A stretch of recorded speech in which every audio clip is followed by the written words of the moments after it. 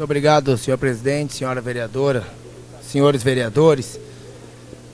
Como já disse o vereador Bandeira, líder da bancada progressista, até por questão de entendimento ideológico de o que é melhor para a representação política brasileira, e esse é o entendimento do Partido Progressista, nós votaremos contrário, vereador Henrique, a esta moção de apoio ao plebiscito, mas eu preciso até, para justificar esse entendimento, trazer alguns fatos que ocorreram após as manifestações de rua que nós vimos no nosso país, e me parece que tivemos uma série de equívocos consecutivos, a começar pela presidente Dilma.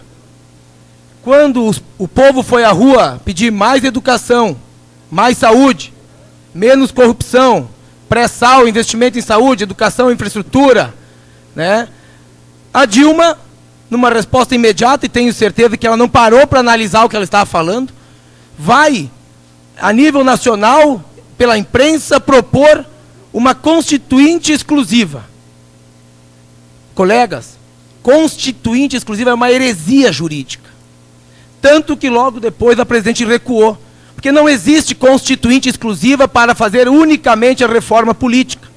Como a presidente Dilma sugeriu. Fazer uma constituinte exclusiva para tratar apenas da parte da reforma política da Constituição. Não existe. Constituinte, como se elege uma Assembleia Constituinte, colegas? As pessoas têm que ser filiadas a um partido, concorrer como se concorre para deputado federal e ser eleita. As pessoas têm que ser eleitas como deputado federal constituinte. Do mesmo modo como se faz a eleição de um deputado federal hoje.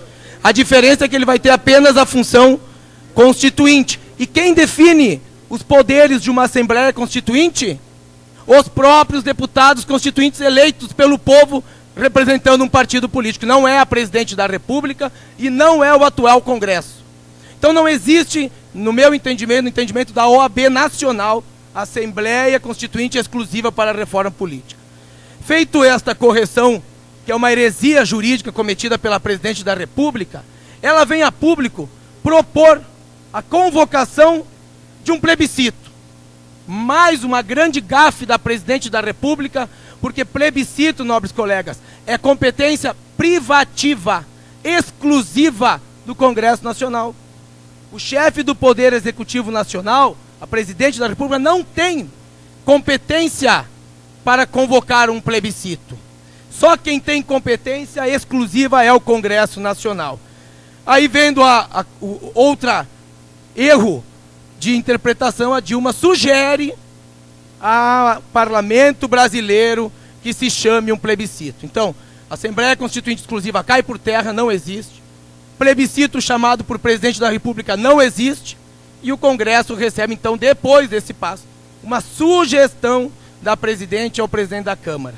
Olha, vereador Mauro, Michel Temer pode ter uma série de defeitos na sua trajetória política e não sou um admirador dele, mas ele é um grande constitucionalista. E de forma imediata já interpretou que não cabe um plebiscito, ainda mais que teria que ser aprovado um ano antes do processo eleitoral que se aproxima, que é outubro de 2014. Ou seja, nós passaríamos a fazer perguntas, sim ou não, para a população, de um plebiscito que tem que ser convocado pelo Congresso Nacional, e os congressistas que estão lá hoje, que definiriam o que teria no corpo do plebiscito.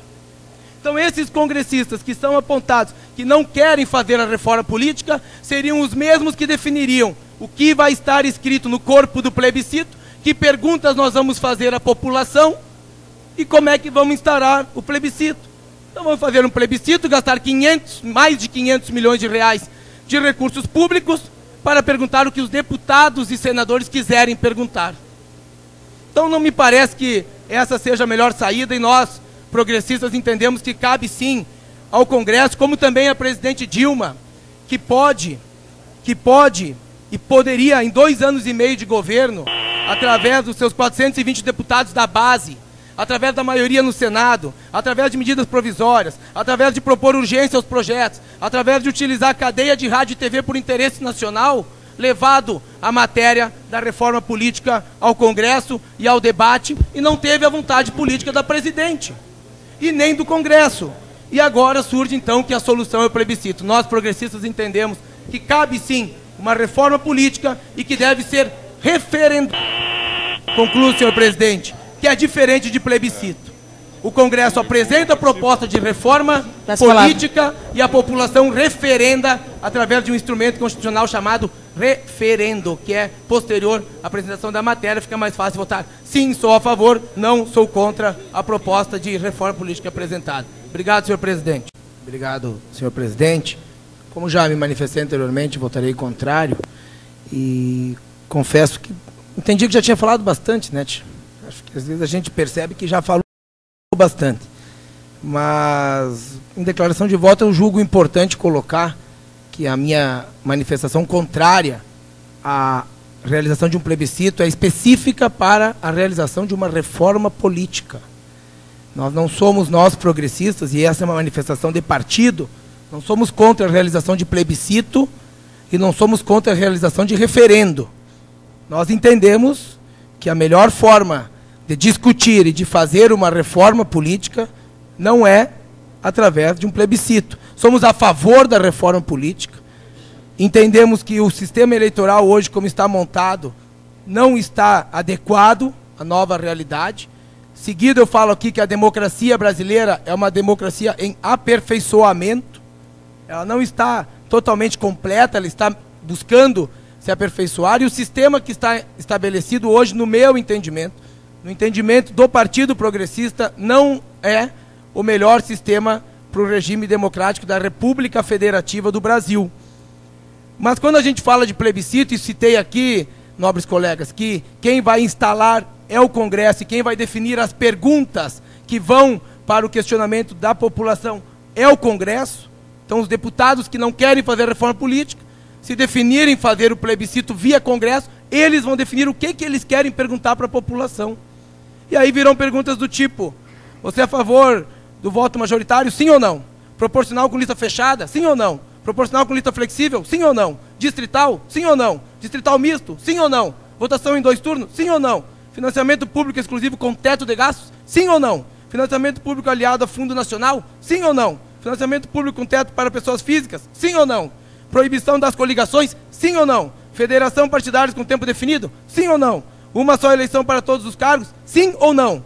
Menor número de assinaturas e uso da web, sim ou não? É só isso que o eleitor pode fazer via plebiscito. Sim ou não? Vai lá na urna, 45 perguntas, sim ou não? Sim ou não? Esta, no entendimento deste vereador, não é a melhor forma de fazer a reforma política, ainda mais quando se fala em fazer de forma rápida. Bom, para a eleição de 2014 não tem nem tempo hábil para isso. O voto, senhor presidente. Né? Não tem tempo hábil. Agora, perguntar ao eleitor 40, 50, 60 perguntas, sim ou não, e parece que nós estamos precipitando o debate, nós estamos aprofundando o efeito de cada questionamento que será feito. Eu exerço a função política há mais de 15 anos, filiado a um partido, e algumas das perguntas que eu fiz agora aqui, eu ainda não tenho o conhecimento crítico para votar sim ou não. Quem dirá quem não exerce política partidária. Obrigado.